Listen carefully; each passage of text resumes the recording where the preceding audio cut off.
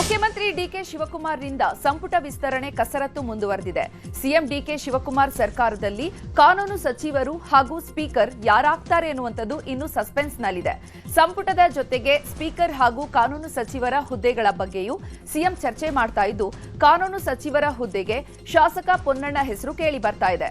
ಜೊತೆಗೆ ಶಾಸಕ ಎಚ್.ಕೆ. ಪಾಟೀಲ್ ಬಗ್ಗೆಯೂ ಚರ್ಚೆ ಮಾಡಲಾಗ್ತಾ ಇದ್ದು, ಡಿಕೆ ಸಂಪುಟದಲ್ಲಿ ಕಾನೂನು ಸಚಿವರಾಗಿ ಆಯ್ಕೆಯಾಗುವ ಸಾಧ್ಯತೆ ಇದೆ. ಇನ್ನು ಸಿದ್ದರಾಮಯ್ಯ ಸರ್ಕಾರದಲ್ಲಿ ಕಾನೂನು ಸಲಹೆಗಾರರಾಗಿದ್ದಂತಹ ಪೊನ್ನಣ್ಣ ಈಗ ಸಿಎಂ ಡಿಕೆಶಿ ಕ್ಯಾಬಿನೆಟ್ನಲ್ಲಿ ಕಾನೂನು ಸಚಿವ ಹುದ್ದೆಗೆ ಹೆಸರು ಮುನ್ನೆಲೆಗೆ ಬಂದಿದೆ. ಇನ್ನು ಸ್ಪೀಕರ್ ಸ್ಥಾನಕ್ಕೂ ಕೂಡ ದಿನೇಶ್ ಗುಂಡೂರಾವ್, ಎಚ್.ಕೆ. ಪಾಟೀಲ್, ಬಿಆರ್ ಪಾಟೀಲ್, ಅಪ್ಪಾಜಿ ನಾಡಗೌಡ ಹೆಸರು ಕೇಳಿ ಬರ್ತಾ ಇದೆ. ಈ ನಡುವೆ ಎಚ್.ಸಿ. ಮಹಾದೇವಪ್ಪ ಅವರನ್ನ ಮಂತ್ರಿ ಮಾಡದಿದ್ರೆ ಸ್ಪೀಕರ್ ಆದ್ರೂ ಮಾಡುವಂತೆ ತೆರೆಮರೆ ಲಾಬಿ ನಡೀತಾ ಇದೆ. ಸಿಎಂ ಡಿಕೆ ಶಿವಕುಮಾರ್ ಸಂಪುಟದಲ್ಲಿ ರಾಮದುರ್ಗ ಶಾಸಕ ಅಶೋಕ ಪಟ್ಟಾಣ್ರನ್ನ ಸಂಪುಟಕ್ಕೆ ಸೇರಿಸಿಕೊಳ್ಳುವಂತೆ ಮಾಜಿ ಸಿಎಂ ಸಿದ್ದರಾಮಯ್ಯ ಪಟ್ಟು ಹಿಡಿದಿದ್ದಾರೆ. ಅತ್ಯಾಪ್ತನಿಗೆ ಮಂತ್ರಿ ಸ್ಥಾನ ಕೊಡುವಂತೆ ಸಿಎಂ ಡಿಕೆಶಿ ಮೇಲೆ ಒತ್ತಡ ಹೇರಿದ್ದಾರೆ. ಜೊತೆಗೆ ರಾಜ್ಯ ಉಸ್ತುವಾರಿ ಸುರ್ಜೇವಾಲಾ ಮೇಲೂ ಕೂಡ ಸಿದ್ದರಾಮಯ್ಯ ಒತ್ತಡ ಹೇರಿದ್ದಾರೆ. ಸಂಪುಟ ವಿಸ್ತರಣೆ ವೇಳೆ ಬೆಳಗಾವಿ ಜಿಲ್ಲೆಗೆ ಇನ್ನೊಂದು ಸಚಿವ ಸ್ಥಾನ ಸಿಗುವ ನಿರೀಕ್ಷೆ ಇದೆ. ಆ ಒಂದು ಸ್ಥಾನಕ್ಕಾಗಿ ಬೆಳಗಾವಿ ಜಿಲ್ಲೆಯ 3 ಶಾಸಕರ ಮಧ್ಯೆ ತೀವ್ರ ಪೈಪೋಟಿ ನಡೀತಾ ಇದೆ. ಸಂಪುಟ ವಿಸ್ತರಣೆ ವೇಳೆ ಅತ್ಯಾಪ್ತರಾದಂತಹ ಲಕ್ಷ್ಮಣ ಸವದಿ, ಲಕ್ಷ್ಮೀ ಹೆಬ್ಬಾಳ್ಕರ್ಗೆ ಅವಕಾಶವನ್ನು ನೀಡಲು ಡಿಕೆಶಿ ಒಲವು ತೋರಿದ್ದಾರೆ. ಆದರೆ ಹೈಕಮಾಂಡ್ ನಾಯಕರ ಒತ್ತಡಕ್ಕೆ ಸಿಎಂ ಡಿಕೆ ಶಿವಕುಮಾರ್ ಇಕ್ಕಟ್ಟಿಗೆ ಸಿಲುಕಿದ್ದಾರೆ. ರಾಜ್ಯ ಕಾಂಗ್ರೆಸ್ ಸರ್ಕಾರದಲ್ಲಿ ದಲಿತ ನಾಯಕರನ್ನ ಕಡೆಗಣಿಸಲಾಗ್ತಾ ಇದೆ ಅಂತ ದಲಿತ ಸಮುದಾಯ ಆರೋಪಿಸಿದೆ. ಸರ್ಕಾರದ ಸೂಕ್ತ ಸ್ಥಾನಮಾನಕ್ಕೆ ಆಗ್ರಹಿಸಿ ಇಂದು ವಿವಿಧ ದಲಿತ ಸಂಘಟನೆಗಳ ಒಕ್ಕೂಟದಿಂದ ಬೆಂಗಳೂರಿನ ಫ್ರೀಡಂ ಪಾರ್ಕ್ನಲ್ಲಿ ಇಂದು ಬೆಳಿಗ್ಗೆ 11 ಗಂಟೆಗೆ ಪ್ರತಿಭಟನೆ ಹಮ್ಮಿಕೊಂಡಿದೆ. ಕಾಂಗ್ರೆಸ್ ಸರ್ಕಾರದಲ್ಲಿ ದಲಿತ ಸಂಘಟನೆಗಳ ಒಕ್ಕೂಟ ಹೆಚ್ಚಿನ ಸಚಿವ ಸ್ಥಾನದ ಬೇಡಿಕೆಗೆ ಒತ್ತಾಯಿಸಿ ಪ್ರತಿಭಟನೆ ನಡೆಸಲಿದೆ. ಇನ್ನು ಸಿದ್ದರಾಮಯ್ಯ ಸರ್ಕಾರದಲ್ಲಿ ಸೂಕ್ತ ಸ್ಥಾನಮಾನ ಹೊಂದಿದ್ದ ಹಿರಿಯ ದಲಿತ ನಾಯಕರನ್ನ ಸಂಪುಟಕ್ಕೆ ಮರು ಸೇರ್ಪಡೆ ಮಾಡುವಂತೆಯೂ ಕೂಡ ಒತ್ತಾಯಿಸಲಾಗಿದೆ. ಬಂಗಾರಪೇಟೆ ಶಾಸಕ ಎಸ್ಎನ್ ನಾರಾಯಣಸ್ವಾಮಿಗೆ ಸಚಿವ ಸ್ಥಾನ ನೀಡಬೇಕು ಅಂತ ಆಗ್ರಹ ಕೇಳಿ ಬಂದಿದೆ. ಹೀಗಾಗಿ ಬಲಗೈ ದಲಿತ ಸಂಘಟನೆಗಳ ಒಕ್ಕೂಟ ಇಂದು ಪ್ರತಿಭಟನೆಗೆ ಮುಂದಾಗಿದೆ. ಏಡುಕೊಂಡಲು ಶ್ರೀನಿವಾಸ್ ನೇತೃತ್ವದಲ್ಲಿ ದಲಿತ ಬಲಗೈ ಮುಖಂಡರಾದ ಶಾಸಕ ನಾರಾಯಣಸ್ವಾಮಿಗೆ ಸಚಿವ ಸ್ಥಾನದಲ್ಲಿ ಸ್ಥಾನ ನೀಡಲೇಬೇಕು ಅಂತ ಒತ್ತಾಯ ಮಾಡಲಾಗ್ತಾ ಇದೆ. ಈ ಬೇಡಿಕೆಯನ್ನ ಈಡೇರಿಸಲು ಒಕ್ಕೂಟವು ಇಂದು ಬೃಹತ್ ಪ್ರತಿಭಟನೆಗೆ ಕರೆ ನೀಡಿದೆ. ಅಂಬೇಡ್ಕರ್ ಹಾಸ್ಟೆಲ್ನಿಂದ ಶಿಡ್ಲಘಟ್ಟ ವೃತ್ತದವರೆಗೂ ಬೃಹತ್ ಮೆರವಣಿಗೆಯನ್ನು ಆಯೋಜಿಸಿ ಸರ್ಕಾರದ ಗಮನ ಸೆಳೆಯಲು ಮುಂದಾಗಿದ್ದಾರೆ. ಸತೀಶ್ ಜಾರಕಿಹೊಳಿ ಮತ್ತು ತಮ್ಮ ತಂದೆಯ ನಡುವೆ ಯಾವುದೇ ಭಿನ್ನಾಭಿಪ್ರಾಯ ಇಲ್ಲ ಅಂತ ಸಚಿವ ಡಾಕ್ಟರ್ ಯತೀಂದ್ರ ಸಿದ್ದರಾಮಯ್ಯ ಸ್ಪಷ್ಟನೆ ನೀಡಿದ್ದಾರೆ. ಸಾಮಾಜಿಕ ಜಾಲತಾಣದಲ್ಲಿ ಭಿನ್ನಾಭಿಪ್ರಾಯ ಇದೆ ಅನ್ನುವಂತಹ ಸುದ್ದಿ ಹರಿದಾಡ್ತಾ ಇತ್ತು. ಕಾಂಗ್ರೆಸ್ ಸೇರುವ ಮುನ್ನ ಅವರಿಬ್ಬರು ಕೂಡ ಅಹಿಂದ ಚಳುವಳಿಯಲ್ಲಿ ಇದ್ದವರು. ಅವರಿಬ್ಬರ ಸೈದ್ಧಾಂತಿಕ ನಿಲುವು ಒಂದೇ. ಅವರು ಯಾವತ್ತೂ ಒಟ್ಟಿಗೆ ಇದ್ದಾರೆ, ಮುಂದೆಯೂ ಕೂಡ ಇರ್ತಾರೆ ಅಂತ ಬೆಂಗಳೂರಿನಲ್ಲಿ ನಗರಾಭಿವೃದ್ಧಿ ಸಚಿವ ಡಾಕ್ಟರ್ ಯತೀಂದ್ರ ಸಿದ್ದರಾಮಯ್ಯ ಹೇಳಿದ್ದಾರೆ. ದೆಹಲಿಯಲ್ಲಿರುವಂತಹ ಸಿಎಂ ಡಿಕೆ ಶಿವಕುಮಾರ್ ಕೇಂದ್ರದ ಹಲವು ಮಂತ್ರಿಗಳನ್ನ ಭೇಟಿ ಮಾಡಿದ್ದಾರೆ.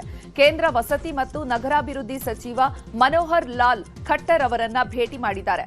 ಕೇಂದ್ರ ಸಚಿವ ಖಟ್ಟರ್ಗೆ ರಾಜ್ಯದ ಹಲವು ಯೋಜನೆಗಳಿಗಾಗಿ ಅನುಮತಿ ಕೋರಿ ಮನವಿ ಸಲ್ಲಿಸಿದ್ದಾರೆ.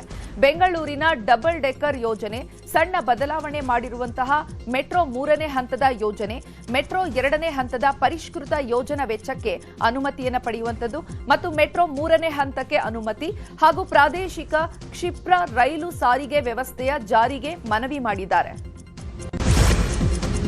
ಮಧ್ಯಪ್ರದೇಶದಿಂದ ರಾಜ್ಯಸಭೆಗೆ ಕಾಂಗ್ರೆಸ್ ಅಭ್ಯರ್ಥಿಯಾಗಿ ಮೀನಾಕ್ಷಿ ನಟರಾಜನ್ ನಾಮಪತ್ರ ತಿರಸ್ಕಾರ ವಿಚಾರಕ್ಕೆ ಸಂಬಂಧಪಟ್ಟಂತೆ ದೆಹಲಿಯಲ್ಲಿ ಸಿಎಂ ಡಿಕೆ ಶಿವಕುಮಾರ್ ಪ್ರತಿಕ್ರಿಯಿಸಿದ್ದಾರೆ. ಮೀನಾಕ್ಷಿ ನಟರಾಜನ್ ಹಿರಿಯ ನಾಯಕರು. ಇಡೀ ದೇಶಕ್ಕೆ ಇದು ಆಘಾತಕಾರಿ ಸುದ್ದಿ. ನಾನು ಹಲವಾರು ಚುನಾವಣೆಗಳಲ್ಲಿ ಸ್ಪರ್ಧಿಸಿದ್ದೇನೆ. ಚುನಾವಣಾಧಿಕಾರಿಗೆ ತಿರಸ್ಕರಿಸುವಂತಹ ಅಧಿಕಾರ ಇಲ್ಲ. ಇದು ಸಂಪೂರ್ಣವಾಗಿ ರಾಜಕೀಯ ದ್ವೇಷವಾಗಿದ್ದು, ಇದು ಪ್ರಜಾಪ್ರಭುತ್ವಕ್ಕೆ ನಾಚಿಕೆಗೇಡಿನ ಸಂಗತಿಯಾಗಿದೆ. ಮಧ್ಯಪ್ರದೇಶದಲ್ಲಿ ನಡೆದಿರುವುದು ಅನ್ಯಾಯವಾದದ್ದು. ಅರ್ಜಿ ತಿರಸ್ಕರಿಸಲು ಚುನಾವಣಾ ಅಧಿಕಾರಿಗೆ ನೇರ ಅಧಿಕಾರ ಇಲ್ಲ ಅಂತ ಕಿಡಿಕಾರಿದ್ರು. ಸಿಎಂ ಡಿಕೆ ಶಿವಕುಮಾರ್ ಕರ್ನಾಟಕ ಭವನದಲ್ಲಿ ನಿನ್ನೆ ಹಿರಿಯ ಐಎಎಸ್, ಐಪಿಎಸ್ ಐಎಫ್ಎಸ್ ಅಧಿಕಾರಿಗಳ ಜೊತೆ ಔತಣಕೂಟ ಸಭೆ ನಡೆಸಿದ್ರು. ಡಿಸಿಎಂ ಡಾಕ್ಟರ್ ಜಿ ಪರಮೇಶ್ವರ್, ಸಚಿವ ಕೃಷ್ಣ ಭೈರೇಗೌಡ, ದೆಹಲಿಯಲ್ಲಿ ಕರ್ನಾಟಕ ಸರ್ಕಾರದ ವಿಶೇಷ ಪ್ರತಿನಿಧಿ ಟಿಬಿ ಜಯಚಂದ್ರ, ಮುಖ್ಯ ಕಾರ್ಯದರ್ಶಿ ಡಾಕ್ಟರ್ ಶಾಲಿನಿ ರಜನೀಶ್, ಮುಖ್ಯಮಂತ್ರಿಗಳ ಆರ್ಥಿಕ ಸಲಹೆಗಾರ ಎಲ್ಕೆ ಅತೀಕ್ ಮತ್ತು ಅಪರ ಮುಖ್ಯ ಕಾರ್ಯದರ್ಶಿಯಾದಂತಹ ತುಷಾರ್ ಗಿರಿನಾಥ್, ಗೌರವ್ ಗುಪ್ತಾ, ಕಾರ್ಯದರ್ಶಿ ರಾಜೇಂದ್ರ ಚೋಳನ್ ಮತ್ತಿತರರು ಭಾಗವಹಿಸಿದ್ರು. ರಾಷ್ಟ್ರಮಟ್ಟದಲ್ಲಿ ಭಾರೀ ರಾಜಕೀಯ ಚಟುವಟಿಕೆಗಳು ನಡೀತಾ ಇರುವ ಬೆನ್ನಲ್ಲೇ ಎಐಸಿಸಿ ಇಂದು ತುರ್ತು ಸಭೆಯನ್ನ ಕರೆದಿದೆ. ಈ ಕುರಿತು ಎಕ್ಸ್ನಲ್ಲಿ ಪೋಸ್ಟ್ ಮಾಡಿರುವ ಕೆಸಿ ವೇಣುಗೋಪಾಲ್, ಪ್ರಸ್ತುತ ರಾಜಕೀಯ ಬೆಳವಣಿಗೆಗಳ ಕುರಿತು ಚರ್ಚಿಸಲು ಇಂದು ದೆಹಲಿಯ ಇಂದಿರಾ ಭವನದಲ್ಲಿ ಎಐಸಿಸಿ ಪ್ರಧಾನ ಕಾರ್ಯದರ್ಶಿಗಳು, ಉಸ್ತುವಾರಿಗಳು ಮತ್ತು ಪಿಸಿಸಿ ಅಧ್ಯಕ್ಷರ ತುರ್ತು ಸಭೆ ಕರೆದಿದ್ದಾರೆ. ಎಐಸಿಸಿ ಅಧ್ಯಕ್ಷ ಮಲ್ಲಿಕಾರ್ಜುನ ಖರ್ಗೆ ಈ ಮಹತ್ವದ ಸಭೆಯ ಅಧ್ಯಕ್ಷತೆಯನ್ನು ವಹಿಸಲಿದ್ದಾರೆ ಅಂತ ಪೋಸ್ಟ್ ಮೂಲಕ ತಿಳಿಸಿದ್ದಾರೆ. ದೆಹಲಿಯಲ್ಲಿ ಕಾಂಗ್ರೆಸ್ ನಾಯಕರ ಭೇಟಿಯನ್ನ ಮುಗಿಸಿ ಕೋಲ್ಕತ್ತಾಗೆ ಮಮತಾ ಬ್ಯಾನರ್ಜಿ ವಾಪಸ್ಸಾಗಿದ್ದಾರೆ. ಸದ್ಯಕ್ಕೆ ಟಿಎಂಸಿ ಪಕ್ಷಕ್ಕೆ ನಿಷ್ಠರಾಗಿ ಉಳ್ಕೊಂಡಿರುವಂತಹ ಬಂಗಾಳದ ನಾಯಕರ ಜೊತೆ ಮಮತಾ ಬ್ಯಾನರ್ಜಿ ಸಭೆ ಮಾಡಿದ್ದಾರೆ.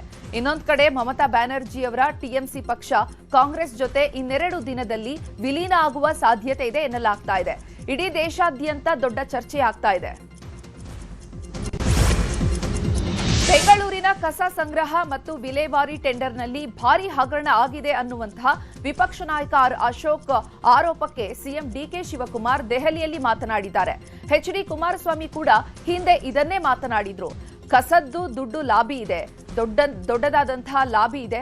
ಅದರ ಕಾಲದಲ್ಲಿ ಟೆಂಡರ್ ಮಾಡಲಿಲ್ಲ. ಅವ್ರ ಕಾಲದಲ್ಲಿ ಕಸದಿಂದ ಪವರ್ ಮಾಡಲು ಟೆಂಡರ್ ಮಾಡಿದ್ವು, ಯಾರೂ ಕೂಡ ಬರಲಿಲ್ಲ. ಅವರ ಸರ್ಕಾರ ಇದ್ದಾಗ ಯಾಕೆ ಮಾಡಲಿಲ್ಲ? ನಾನು ಸಿಎಂ ಆಗಿದ್ದನ್ನ ಅವರಿಗೆ ತಡೆದುಕೊಳ್ಳಲು ಆಗ್ತಾ ಇಲ್ಲ ಅಂತ ಆರ್ ಅಶೋಕ್ ವಿರುದ್ಧ ವಾಗ್ದಾಳಿ ನಡೆಸಿದ್ರು. ಕೋಲಾರ ಜಿಲ್ಲೆಯ ಮುಳಬಾಗಿಲು ಜೆಡಿಎಸ್ ನಾಯಕ ಆನಂದ ರೆಡ್ಡಿಯನ್ನ ಜೆಡಿಎಸ್ ಪಕ್ಷದ ಕೋರ್ ಕಮಿಟಿ ಸದಸ್ಯರಾಗಿ ನೇಮಿಸಲಾಗಿದೆ. ಜೆಡಿಎಸ್ ರಾಜ್ಯಾಧ್ಯಕ್ಷ ಎಚ್ಡಿ ಕುಮಾರಸ್ವಾಮಿ ಆನಂದ ರೆಡ್ಡಿಯನ್ನ ನೇಮಿಸಿ ಆದೇಶವನ್ನು ಹೊರಡಿಸಿದ್ದಾರೆ. ಕೋಲಾರ ಜಿಲ್ಲಾದ್ಯಂತ ಪಕ್ಷ ಸಂಘಟನೆಯಲ್ಲಿ ತೊಡಗಿಸಿಕೊಳ್ಳಲು ಸೂಚನೆಯನ್ನು ನೀಡಿದ್ದಾರೆ. ಕಾಂಗ್ರೆಸ್ ತ್ಯಜಿಸಿ ಜೆಡಿಎಸ್ ಸೇರ್ಪಡೆಯಾಗಿರುವ ಆನಂದ ರೆಡ್ಡಿ ಮುಳಬಾಗಿಲು ಶಾಸಕ ಸಮೃದ್ಧಿ ಮಂಜುನಾಥ್ ಆಪ್ತರಾಗಿದ್ದಾರೆ. ಪ್ರಧಾನಿಯಾಗಿ ನರೇಂದ್ರ ಮೋದಿ 12 ವರ್ಷ ಪೂರೈಕೆಯ ಹಿನ್ನೆಲೆ ದೆಹಲಿಯ ಭಾರತ್ ಮಂಟಪ್ನಲ್ಲಿ ಪ್ರಧಾನಿ ಮೋದಿ ಭಾಷಣ ಮಾಡಿದ್ರು. ಎನ್ಡಿಎ ನಾಯಕರ ಜೊತೆ ಸಭೆ ನಡೆಸಿದ ಬಳಿಕ ಪ್ರಧಾನಿ ಮೋದಿ ದೇಶವನ್ನ ಉದ್ದೇಶಿಸಿ ಮಾತನಾಡಿದ್ರು. 2014ರಲ್ಲಿ ಎನ್ಡಿಎ ಮೈತ್ರಿಕೂಟ ಗೆಲ್ಲುತ್ತಿದ್ದಂತೆ ಹೊಸ ಯುಗ ಶುರುವಾಗಿದೆ. ಎನ್ಡಿಎ ಗೆದ್ದಾಗ ದೇಶದ ಜನರಿಗೆ ಭರವಸೆ ಮೂಡಿದೆ.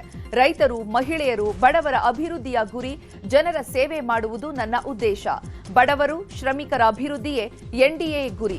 ದೇಶವೇ ಮೊದಲು ಎನ್ನುವಂತಹ ಧ್ಯೇಯ ನಮ್ಮದು.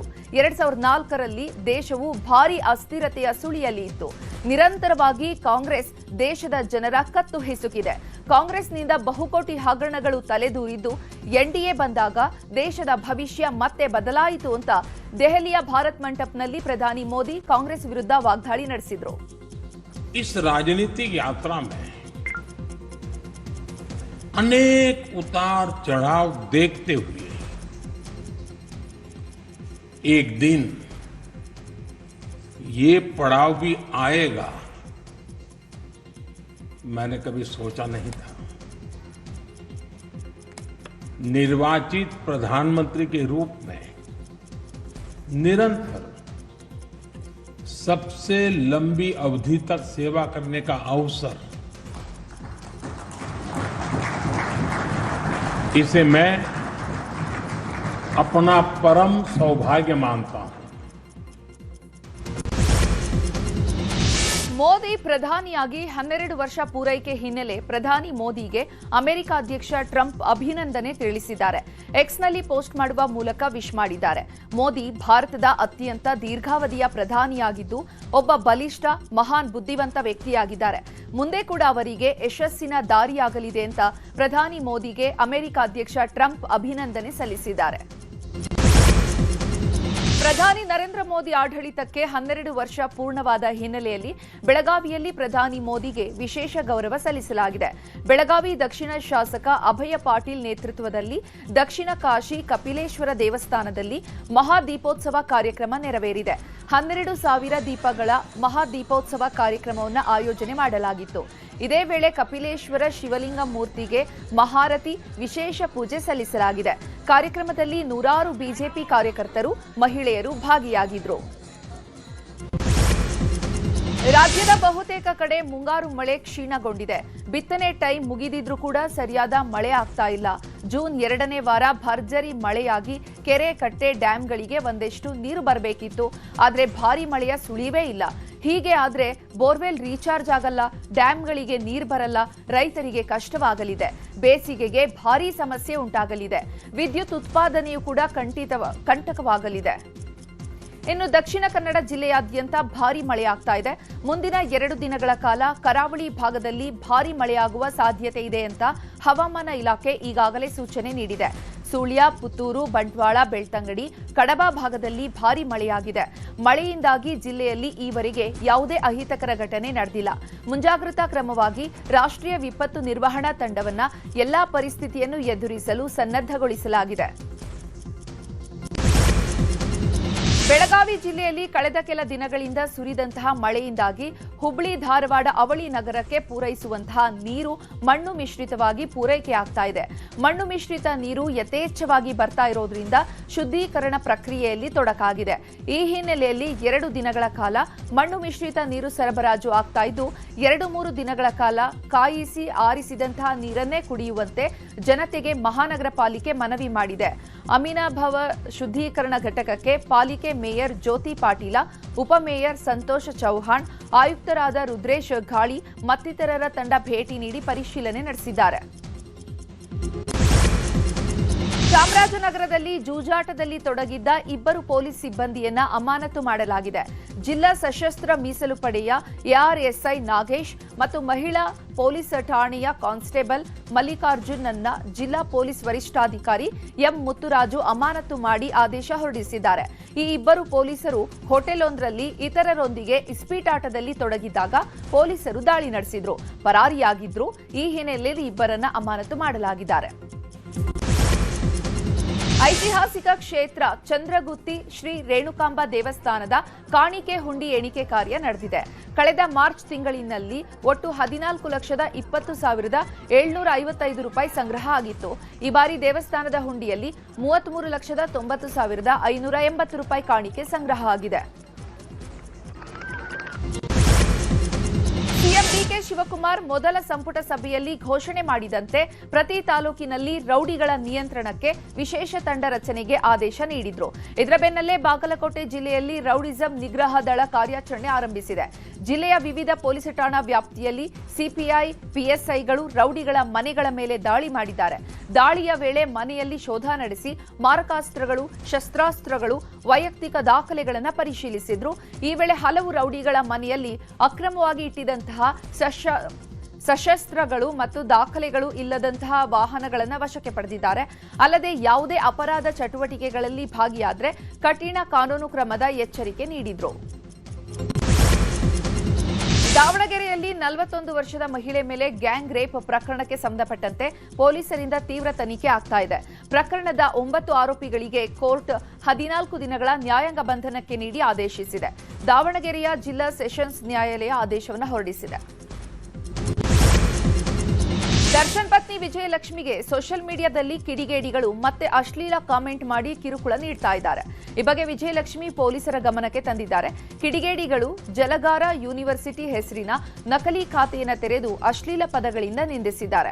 ಅಲ್ಲದೆ ವಿಜಯಲಕ್ಷ್ಮಿ ಮೂವಿಗೆ ಹೋದಂತಹ ವಿಡಿಯೋವನ್ನು ಹಾಕಿ ಕೆಟ್ಟದಾಗಿ ಕಮೆಂಟ್ ಮಾಡಿ ಇವರೇ ನೋಡಿ ಕ್ರಿಮಿನಲ್ ದರ್ಶನ್ ಹೆಂಡ್ತಿ ಅಂತ ಟ್ರೋಲ್ ಮಾಡಿದ್ದಾರೆ.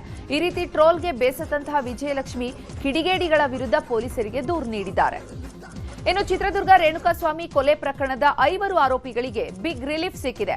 ಆರೋಪಿಗಳಾದಂತಹ ವಿನಯ್, ನಂದೀಶ್, ಧನರಾಜ್, ಪವನ್ ಹಾಗೂ ರಾಘವೇಂದ್ರ ಜಾಮೀನು ರದ್ದತಿಗೆ ಕೋರ್ಟ್ ನಿರಾಕರಿಸಿದೆ. ಪ್ರಾಸಿಕ್ಯೂಷನ್ ಸಲ್ಲಿಸಿದಂತಹ ಅರ್ಜಿಯನ್ನ ಹೈಕೋರ್ಟ್ ವಜಾ ಮಾಡಿದೆ. ಹೈಕೋರ್ಟ್ನ ರಾಚಯ್ಯ ಪೀಠದಿಂದ ಆದೇಶ ಹೊರಡಿಸಲಾಗಿದೆ. A5 ನಂದೀಶ್ ಹಿರಿಯ ವಕೀಲ ರಾಮ್ ಸಿಂಗ್ ಪರ ವಾದವನ್ನ ಮಂಡಿಸಿದ್ದಾರೆ. ತಮಿಳುನಾಡು ಸಿಎಂ ಜೋಸೆಫ್ ವಿಜಯ್ ರಾಜ್ಯಕ್ಕೆ ಆಗಮಿಸುತ್ತಿದ್ದಾರೆ. ಕೊಲ್ಲೂರು ಮೂಕಾಂಬಿಕೆಯ ದರ್ಶನಕ್ಕಾಗಿ ವಿಜಯ್ ಆಗಮಿಸುತ್ತಿದ್ದಾರೆ. ನಾಳೆ ಮಧ್ಯಾಹ್ನ 3 ಗಂಟೆಗೆ ಕೊಲ್ಲೂರಿಗೆ ಆಗಮಿಸಲಿರುವಂತಹ ವಿಜಯ್ ದೇವಿಯ ದರ್ಶನ ಪಡೆಯಲಿದ್ದಾರೆ. ವಿಮಾನದ ಮೂಲಕ ಮಂಗಳೂರು ಏರ್ಪೋರ್ಟ್ಗೆ ಬರಲಿರುವಂತಹ ವಿಜಯ್ ಆ ಬಳಿಕ ರಸ್ತೆ ಮಾರ್ಗವಾಗಿ ಕೊಲ್ಲೂರಿಗೆ ತೆರಳಲಿದ್ದಾರೆ. ಆ ಬಳಿಕ ದೇವಿ ದರ್ಶನವನ್ನು ಪಡೆದು ಸಂಜೆಯೇ ಚೆನ್ನೈಗೆ ವಾಪಸ್ಸಾಗಲಿದ್ದಾರೆ.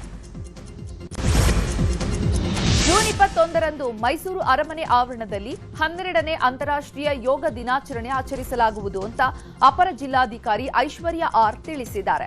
ಈ ಬಗ್ಗೆ ಜಿಲ್ಲಾಧಿಕಾರಿಗಳ ಕಚೇರಿಯ ಸಭಾಂಗಣದಲ್ಲಿ ಪೂರ್ವಭಾವಿ ಸಭೆ ನಡೆಸಿದ್ದಾರೆ. ಬಳಿಕ ಮಾತನಾಡಿದ ಅವರು, ಜನರು ಯೋಗ ದಿನಕ್ಕೆ ಮಾತ್ರ ಮೀಸಲಿಡದೆ ಯೋಗಾಭ್ಯಾಸವನ್ನ ಪ್ರತಿದಿನ ಅಳವಡಿಸಿಕೊಳ್ಳಬೇಕು. ಯೋಗದ ವಿವಿಧ ಆಸನಗಳಿಂದ ದೇಹದ ಎಲ್ಲಾ ಸ್ನಾಯು ಮತ್ತು ನರಗಳಿಗೆ ವ್ಯಾಯಾಮ ನೀಡಿ ಆರೋಗ್ಯಯುತ ಜೀವನಕ್ಕೆ ಸಹಕಾರಿಯಾಗುತ್ತದೆ ಎಂದಿದ್ದಾರೆ.